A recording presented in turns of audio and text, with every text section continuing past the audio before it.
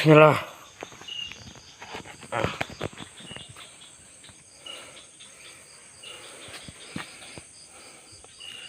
Ini bensin ini.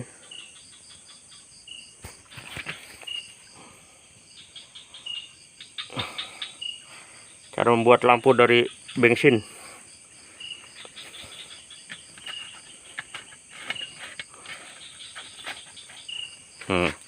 Bensin ini ya. Wih. Lampu bensin tuh. Ini lagi check-in pembakaran arang.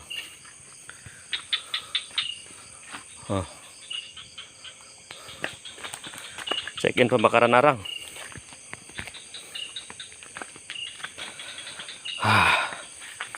Sudah 2 hari 2 malam. Ini jamnya jam 11 malam. Aman aja, aman. Aman. Haji sehari semalam lagi. Baru dipanen. Kok mati lampunya?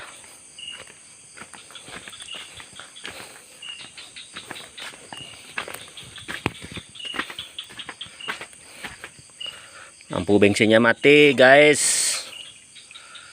Ini lampu bensin dari sproket tuh, sproket senso. Jadi nggak meledak. Soalnya sproket berat.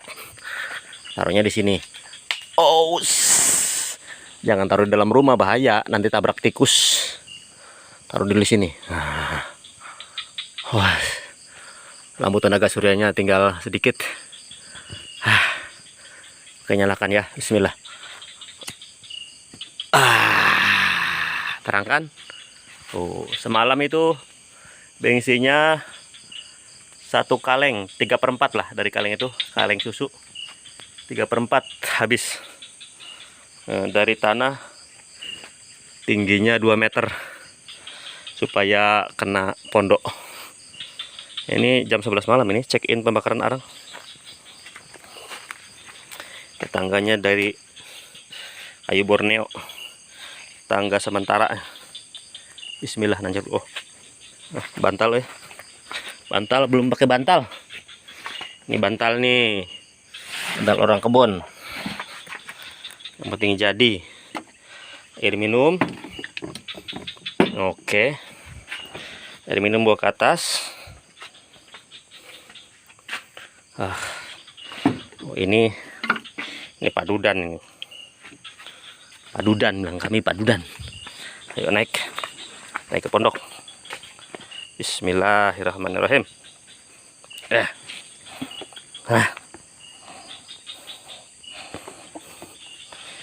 Ini kami menunggu arang, guys. Kawan, sahabat, menunggu arang.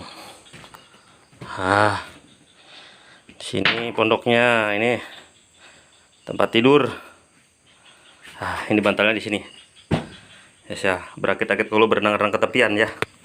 Bersakit-sakit dahulu. Nanti akan datang senang masa kemudian. Bersihin dulu.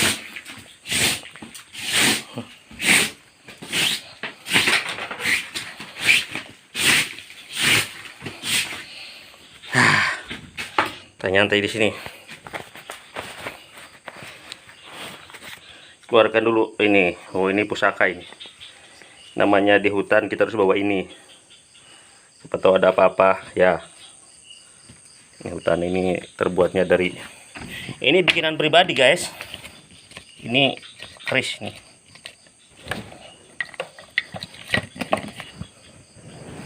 Keris tuh. Nggak beracun. Tapi ini terbuat dari baja per mobil. Saya bikin dengan tangan saya sendiri. Untuk jaga-jaga ke hutan, namanya juga di kebun. Takut ada hewan-hewan liar gitu kan. Taruh di sini. Koreknya. Ini di dalam pondok kan. Nah, ini alat-alat saya di sini. Alat saya apa aja? Ini udut. Ini lampu. Lampu ini saya beli 25.000. untuk tenaga surya. Tenaga surya atas itu. Tuh tenaga suryanya di sana. Nah, hitam kecil tuh. Ini tenaga surya ini. Kalau siang dicas. Nih tenaga surya. Ini bantuan dari Pemda setempat dulu. Udah 8 tahun yang lalu. Sana tembus ke atas.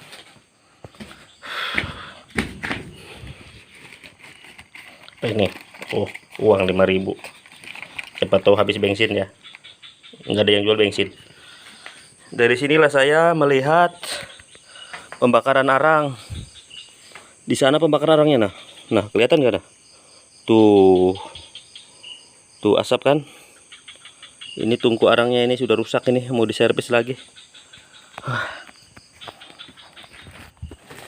Oke sahabat.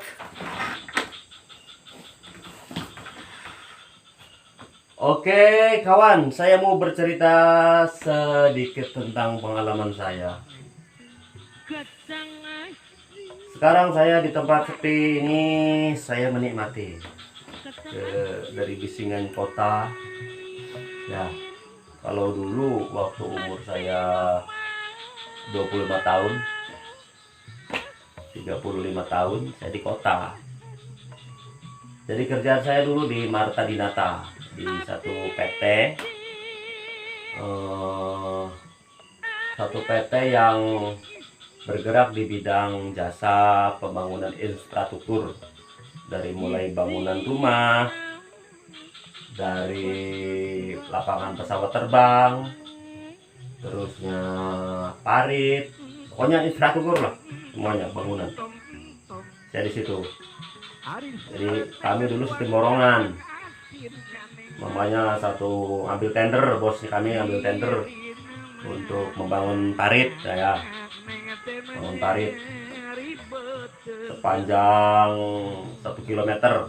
Kami yang mengerjakan. Tukang-tukang yang mengerjakannya termasuk saya. Jadi setelah selesai pekerjaannya dalam waktu 5 bulan baru diopnam, dicek. Oh ini diterima oleh perusahaan, kami bayaran. Enggak langsung kerja tiap bulan bayaran, enggak. Kadang kami 3 bulan baru bayar, 4 bulan. Kami utang dulu di warung. Warung utang dulu mau bengkak, terus kami bayaran. Terus kalau ada kerjaan dari lapangan pesawat terbang di Tanjung Barak, kami pernah di Kutai Timur, Tanjung Barak. Pesawat terbang ini kan beroperasi jam 9 pagi ya. Landing itu jam 8 pagi, jam 9 landingnya. Terusnya mendarat jam sore, jam 4 sore. Jadi kami kerjakan malam. Satu malam harus selesai. Jadi apabila ada jalan yang rusak, kami bongkar. Malam-malam bongkar. Datangkan materialnya, batu gitu kan. Kami compact dengan bomak gitu. Dulu saya bisa bawa bomak karena nggak membuat SIM-nya, jadi ya gitu. Karena saya nggak tertarik dengan bawa alat-alat berat, saya nggak tertarik. Saya tertariknya dengan bangunan gitu aja, macam kerajinan tangan lah. Jadi selesai malam, satu malam harus selesai. Lumayan itu tendernya, itu lumayan itu bos kami itu. Karena kerja kita lembur dari jam 8 malam sampai jam 6 pagi lembur ya. Kami lembur. Jadi selesai malam. Itu cepat itu.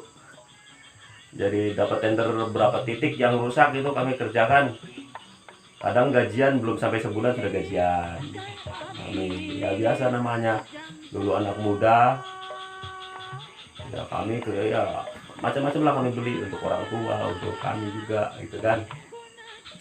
Terus kadang juga kami dapat tender bikin fondasi untuk konveyor, pernah juga.